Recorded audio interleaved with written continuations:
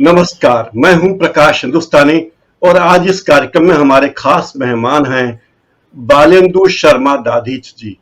दाधीच जी इसके पहले कई प्रकाशनों से जुड़े रहे हैं, संपादक रहे हैं और फिलहाल माइक्रोसॉफ्ट में अ, निदेशक हैं भारतीय भाषाओं से संबंधित और लोकलाइजेशन एक अंग्रेजी में शब्द कहा जाता है उससे संबंधित क्षेत्र में।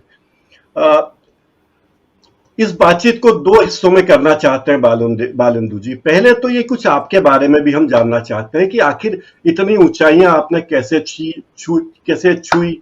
राष्ट्रपति जी ने अभी आपको आत्माराम सम्मान से सम्मानित किया था। 1 लाख रुपए का सम्मान था, बहुत बड़ा सम्मान था। और माइक्रोसॉफ्ट में आप कैसे गए और कैसे माइक्रोसॉफ्ट काम करता है, इस बारे में जानना चाहेंगे। दूसरा पहलू यह है कि तकनीक किस तरह हमारी जिंदगी में आ गई और हिंदी में किस तरह काम करना आसान हुआ है। इसके बाद हम हमारे दर्शकों के सवालों के जवाब लेंगे या उनकी प्रतिक्रिया जो होगी वो लेंगे। तो सबसे पहले ये जानना चाहते हैं कि आखिर पत्रकारिता के क्षेत्र से ये टेक्नोलॉजी के क्षेत्र में, तकनीक के क्षेत्र में, प्रौद्योगिकी के क्षेत्र में आप कैसे गए, बालेंदु जी? जी, आपका प्रश्न जो है बहुत जायज है और ये सवाल मेरे अनेक मित्रों के मन में आता है कि आखिरकार एक व्यक्ति जो पत्रकारिता में था वो कैसे एक नए क्षेत्र में चला गया। क्या ऐसे कारक रहे होंगे जिन्होंने उस व्यक्ति को प्रेरित किया उस नए क्षेत्र में जाने के लिए? जी, तो इसके अनेक पहलू हैं। एक पहलू तो ये है कि पत्रकारिता या रचना कर्म या सृजनशीलता जो है उसको मैं कुछ हद तक टेक्नोलॉजी के साथ में एक साम्य देखता हूं। दोनों के बीच में मैं दोनों के बीच में उतना बड़ा विरोधाभास नहीं देखता जी। लेकिन दोनों ही ऐसी चीजें हैं जिसमें इंसान कुछ क्रिएट करता है। दूसरा बिंदु ये आता है कि धीरे धीरे टेक्नोलॉजी जो है लगभग हर व्यक्ति के लिए और हर कंपनी के लिए और हर संस्थान के लिए एक अनिवार्य तत्व होती जा रही है। टेक्नोलॉजी अब कोई वैसी चीज नहीं रही जो आप ये सोचें कि भाई ये बड़ी अनूठी चीज है या बड़ी जटिल चीज है, बड़ी कॉम्प्लेक्स चीज है। अब ऐसा नहीं रहा। टेक्नोलॉजी आज से ही नहीं, लगभग 20 वर्षों से मैं कहूंगा कि हमारे संस्थानों के बीच, हम लोगों के बीच, हम पेशेवरों के बीच, हम पत्रकारों के बीच, विभिन्न लोगों के जो दैनिक जीवन है या पेशेवर जीवन है उसमें टेक्नोलॉजी की भूमिका रही। तो तकनीक हमारे लिए पूरी तरह अलग नहीं है। ये दूसरा बिंदु। पहली बात, मुझे लगता है दोनों में कुछ समानताएं भी हैं। हालांकि बुनियादी प्रकृति दोनों की विपरीत तो अलग हो सकती है, विपरीत तो नहीं, किंतु समानता के तत्व बहुत हैं दोनों के बीच में। और दूसरी बात यह है कि पत्रकारिता और टेक्नोलॉजी या कोई भी पेशा और टेक्नोलॉजी वो निरंतर करीब भी आ रहे हैं। ये दूसरा पहलू है। तो जो दूरी हमारे बीच में थी टेक्नोलॉजी के साथ में, वो दूरियां घटती चली गई। हाँ। एक तो सृजनशीलता दोनों में मुझे अवसर मिलता है। दूसरा, मैं अपने कामकाज में, जब मैं पत्रकारिता में था, जनसत्ता में था या मैं विभिन्न टेलीविजन चैनलों में था, तो टेक्नोलॉजी का प्रयोग करता था। तो उस वजह से भी मेरे दैनिक जीवन में वो थी, तो मुझे पढ़ाई नहीं लगती थी। हाँ। ये दूसरी बात। तीसरी बात, मैं एक बात कहना चाहूंगा कि जिस कालखंड में आज हम लोग हैं उसमें प्रकाश जी, आपके लिए भी और मेरे लिए भी, हम में से हर एक व्यक्ति आज एक टेक्नोलॉजी प्रोफेशनल है किसी न किसी। और हर संस्थान एक टेक्नोलॉजी संस्थान है, भले ही वो कोई विश्वविद्यालय हो, वो कोई अखबार समूह हो, कोई टेलीविजन समूह हो या कोई अन्य संस्थान ही क्यों ना हो। क्योंकि देखिए किस हद तक टेक्नोलॉजी हमारे जीवन में घुल मिल गई है, हमारे पेशेवर जीवन का हिस्सा बन गई है, उसका अनुमान आप लगाइए। आज एक भी संस्थान ऐसा नहीं है जो तकनीक के बिना इस जो आज की गला काट प्रतिस्पर्धा का जो दौर है उसमें सरवाइव करने की सोच सकता हो, यदि टेक्नोलॉजी में उसका दखल नहीं है किसी न किसी रूप में। भले ही वो हो सकता है कि वो उसके पास एक बड़ा अच्छा खासा तकनीकी ढांचा हो, प्रौद्योगिकी ढांचा हो, या फिर वो सोशल मीडिया के जरिए ही क्यों न सक्रिय हो या कोई अन्य माध्यमों का इस्तेमाल करता हो, अपने कंटेंट को जैसे वितरित करने के लिए तकनीक का इस्तेमाल करता हो। जो मैं कह रहा था कि मुझे टेक्नोलॉजी प्रारंभ से ही मुझे लुभाती रही है। जी। और मेरा जो शुरुआती जो पेशेवर जीवन था उसमें भी मैं कंप्यूटरों को बड़ा पसंद किया करता था, कंप्यूटर पर काम करना बड़ा पसंद किया करता था। मेरे पेशेवर जीवन की शुरुआत राजस्थान पत्रिका से हुई थी। वहां पर कंप्यूटरों पर हमने काम करना शुरू किया और मैं वो व्यक्ति था जो कंप्यूटरों को देखते हुए वहां पर, हालांकि मैं एक उपसंपादक से मैंने शुरुआत की थी, लेकिन मैं विज्ञापन बनाने में दिलचस्पी लेता था, क्योंकि मेरे अंदर एक क्रिएटिविटी का एक, समझिए, थोड़ा बहुत स्पार्क था, कीड़ा मान लीजिए। तो मैं वहां पर जो विज्ञापन बनते थे राजस्थान पत्रिका समूह के, मैं कहता था कि इनको मैं बनाऊंगा। तो कुछ विज्ञापन मैंने वहां पर बनाए, अपनी अपनी रचनात्मकता को एक स्वरूप देते हुए, और उसमें मैंने कंप्यूटर का प्रयोग किया और वो अच्छे खासे विज्ञापन बने। उसके बाद जब मैं जनसत्ता में आया तो वहां पर कंप्यूटराइजेशन शुरू हुआ। उससे पहले आप जानते हैं कि हम लोग एक पत्रकार के तौर पर अपनी कॉपी लिखते थे और उसके बाद वो जाती थी टाइपिंग के लिए, फिर टाइपिंग के बाद वो एक अलग विभाग में पहुंचती थी प्रूफिंग के लिए, उसके बाद फिर वो कंपोजिंग होकर के, और वो एक पूरा एक वर्क फ्लो चलता था।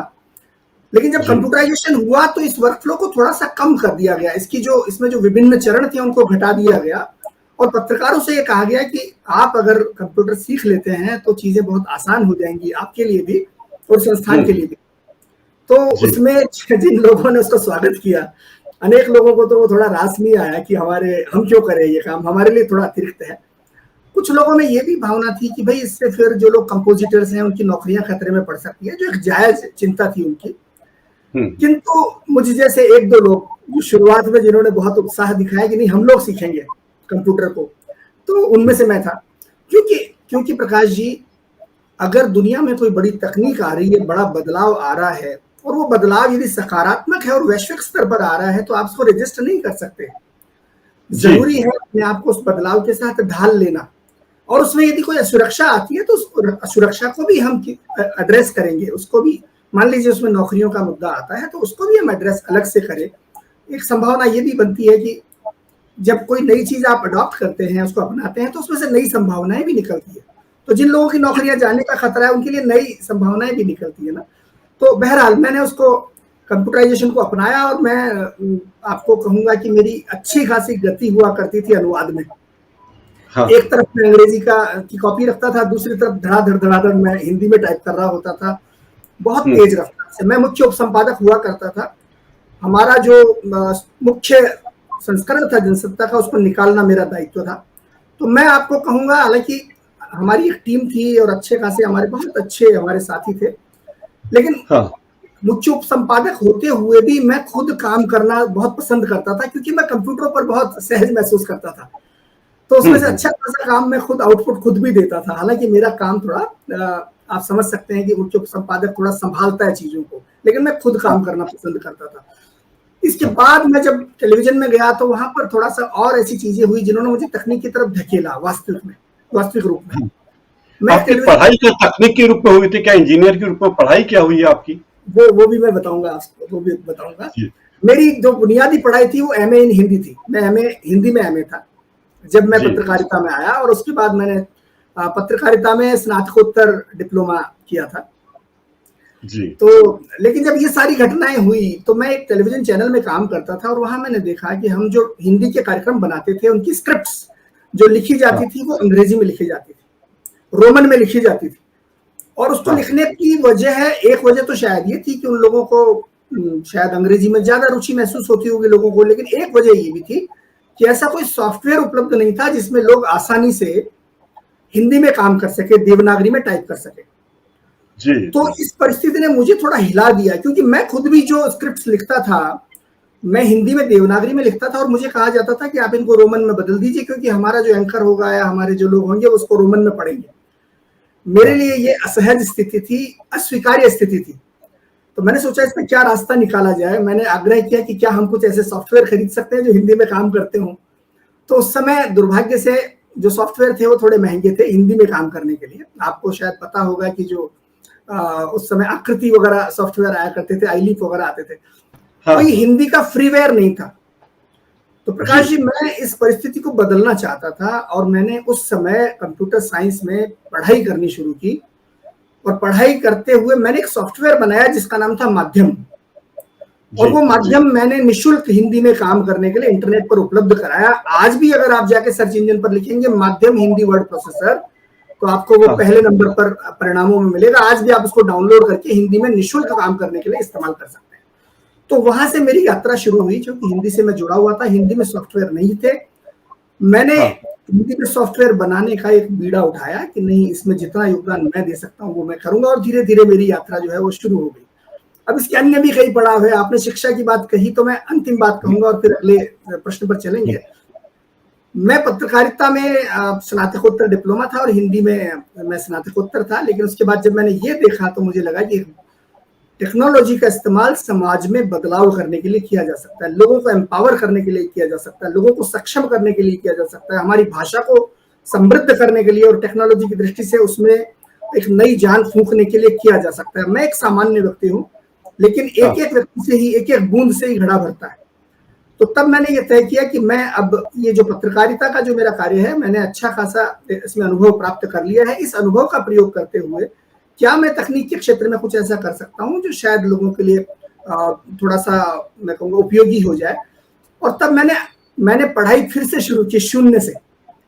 अब मैं एक नए क्षेत्र में आ गया। मैंने कंप्यूटर साइंस के क्षेत्र में जीरो से पढ़ाई दोबारा शुरू की, जबकि मैं अच्छा खासा मेरा विवाह भी हो चुका था। ये तब की बात है। और एक दिन मैं नौकरी छोड़ करके घर आ गया कि नहीं, मैंने आज से पत्रकारिता ठीक है काफी हो गई, लेकिन अब से मैं तकनीक के क्षेत्र में काम करूंगा। और मेरी पत्नी काफी, मतलब आप समझ ही सकते हैं कि उसको बड़ा झटका लगा, लेकिन मैंने कहा नहीं, अपने संकल्प कर लिया है और मैंने शून्य से पढ़ाई शुरू की। उसके बाद मैंने पहले कंप्यूटर साइंस में पोस्ट ग्रेजुएट डिप्लोमा किया, फिर कंप्यूटर साइंस में एमएससी की, उसके बाद मैंने मास्टर ऑफ कंप्यूटर एप्लीकेशंस किया, उसके बाद कुछ और चीजें की, और फिर मैंने आगे बढ़ाते हुए फिर एमबीए किया। तो अंततः ये हुआ कि जब मेरी पढ़ाई समाप्त हुई, तब मैं शिक्षा की जो 3 धाराएं होती हैं, विज्ञान, वाणिज्य और कला, मैं तीनों में स्नातकोत्तर था जब मेरी ये सारी पढ़ाइयां समाप्त हो गई। और ईश्वर की कृपा से तब धीरे धीरे रास्ते निकलते चले गए, और आज वो आप जो आपने कहा उस रूप में वो आप उसको परिणित होते हुए देख सकते हैं।